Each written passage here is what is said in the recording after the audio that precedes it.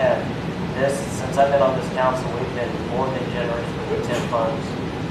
We gave $100,000 to EMOs. We've given 75,000 to Liquid Edge. If you are in TIP district, sadly, in December, that's gone. I encourage come to us with TIP. Anyone in that district, we want to see business. Hey, McKinley, capital of the world, amen. Love to see you. Don't have any streets to offer, but yes, Mindy Gardner. Mindy Gardner. That was Mr. Cleaver. I'll let him make a statement here in a second. Mindy. Hi, my name is Mindy Gardner, and we have a business in town. My concern is by giving up the street, you're setting a precedence for Mr. Schwartz to take more demands on the city because he wants more things. And go back and say, hey, you did this for me. Now I want this. Let's do something different. And I want this from you. The other question I have for all of you is looking at the FEMA floodplain maps, the land that you seem to be getting from Mr. Schwartz is in the floodplain. What are the federal laws about burying fuel tanks in the floodplain? What are the laws about raising the level of ground up to, what is it, 100-year floodplain level?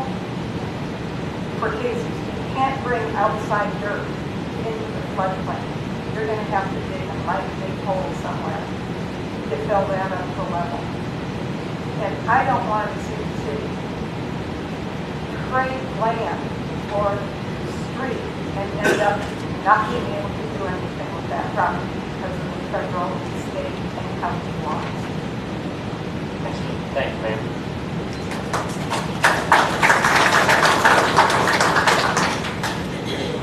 To answer that, and it might only be a partial answer, but the deal is for 5 acres. Casey's is only going to utilize approximately 2 to 2.25 acres, which will allow them to have the total usage of the land to move that dirt around.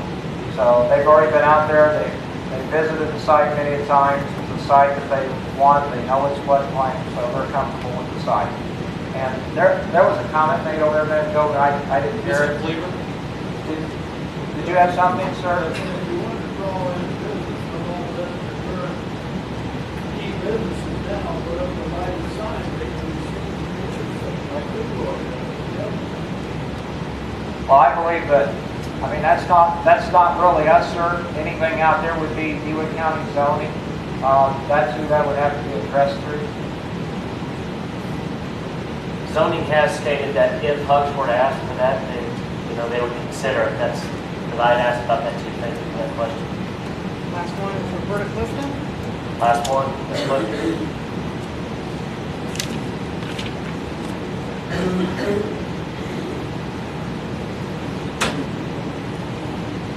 Hello, my name is Roberta Clifton, and I grew up here. Sandy and I went to first grade together.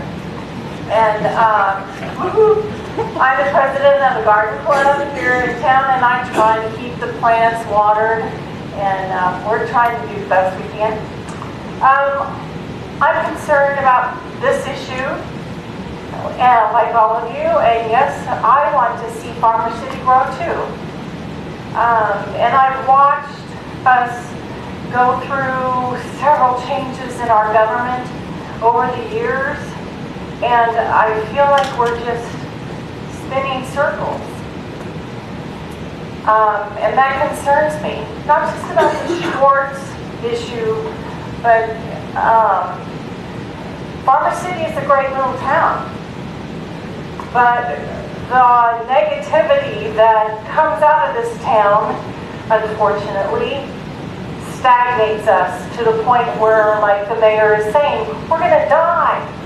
We're on life support now. And it's scary. I agree with Michelle Moncan. Oh my gosh. I agree with Mr. Hahn and Dawn So why can't we all come together with positive thinking? To quote a theme from a past president, not ask what our country can do for us, but what can we do for our community? Why do we have to ask the question, what is in it for me? Why can't we come together, put our differences aside, and get something done? Because it can be done. One of my personal goals is to watch this little town have more millionaires per capita than any other small town in the nation. You think that's an outrageous goal? I don't think so. Because we as individuals have the right to make choices just like Mr. Schwartz. Now the part about Mr. Schwartz that I have a hard time with is the fact that he's got so much property here, but I don't see him doing community-oriented things. If he loves Farmer City so much, then how come none of us, except Dawn, know him? I've never met the man before. I mean, is he buying up all this land so we'll go away?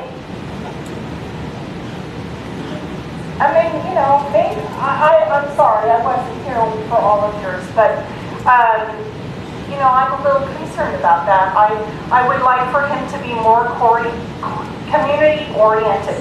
And it doesn't have to do with how much money he has, but how much he supports our community. And none of the support that I'm talking about has to do with how much money I have in my pocket or what you have in your pocket. We really need to come together and be supportive of each other and pick our battles so that we can grow our country, our little town. It is a great little town.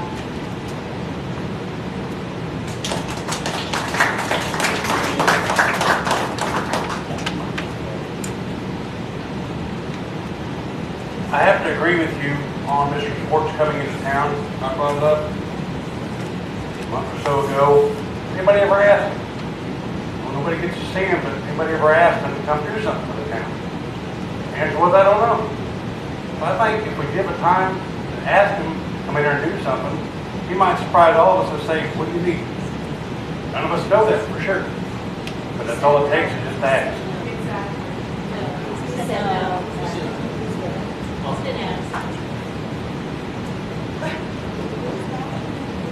Yes, ma'am.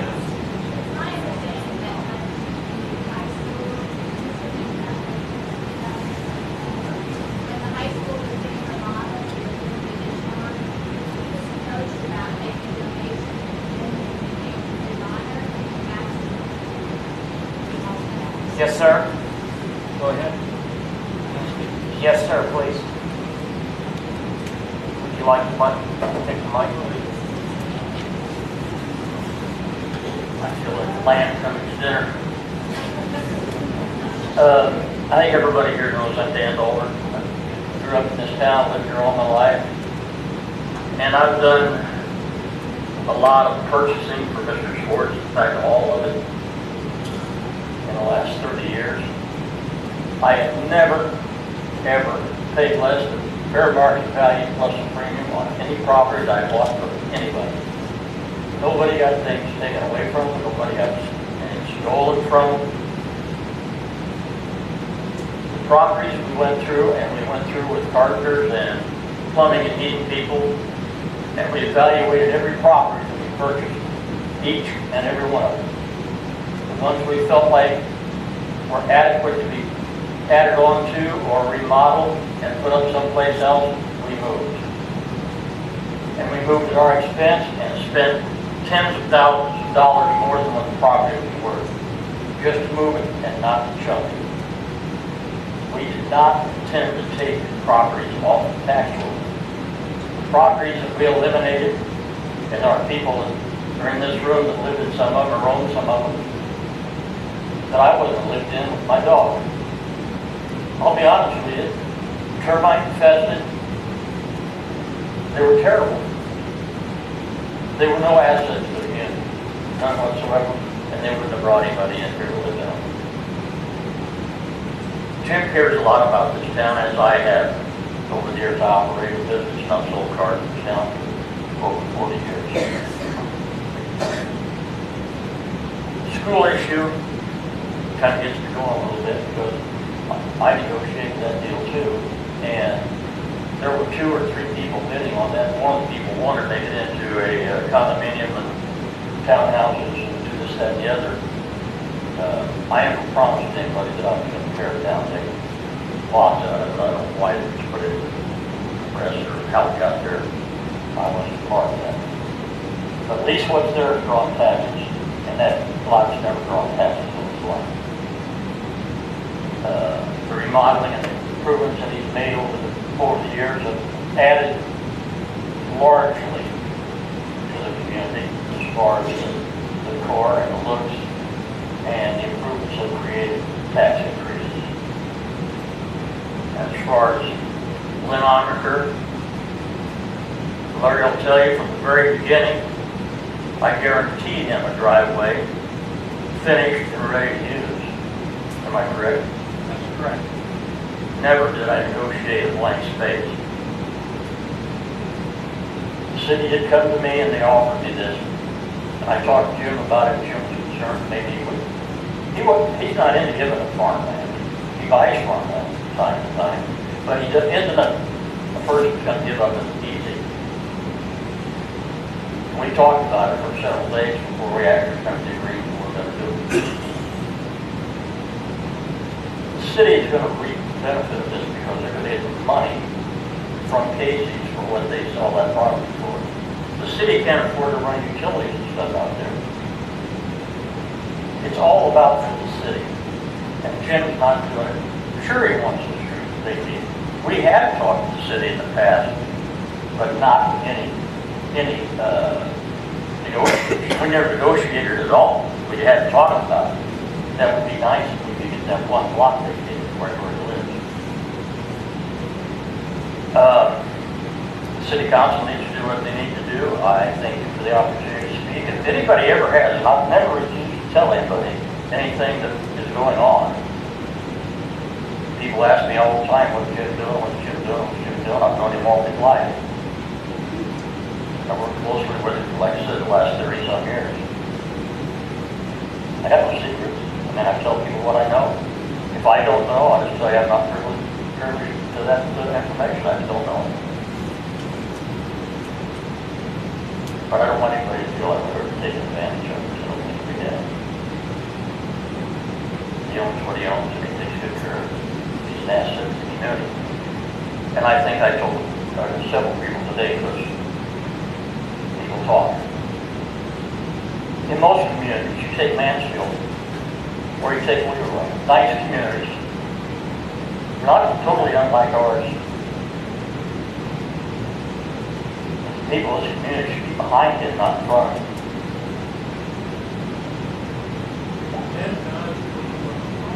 Yeah. Same question has been asked before several times. Do you have any idea what Mr. Schwartz's plans are for the future? He's pretty close to being done developing and buying. He's not going to buy anything else. Sooner or later, we'll all know about it. What will happen to that property? And I ask if you have any idea. I do not. He's never mentioned. What would happen to that property at that point? Because we know that as long as we live in it, Sure, absolutely. but that, I think that is a lot of concern. What will happen to that property? Well, you know, every house and every home around that area is worth more now than it was 20 years ago. We know that. Largely because of what he's done and cleaned it up. I mean, you know, we actually bought 2 or 3 houses that the roofs were completely falling in. I'm not doubting that. You know. But like I said, it's concerned that, okay, this work is gone.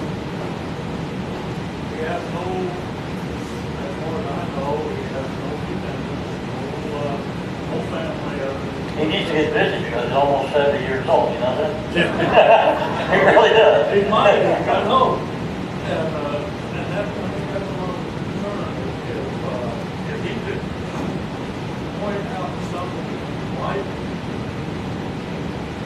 show the community that he has intentions to go around. At a Well, later time. I've seen in print where he's banned from the city this, banned from the city that. He has made demands to the city. I mean, newspaper editors and writers write that stuff in paper. Yeah, well, I believe very little I read. He should, because he's never done that, has he? Has there been any demands from any of you guys? I don't think so. There's a lot of.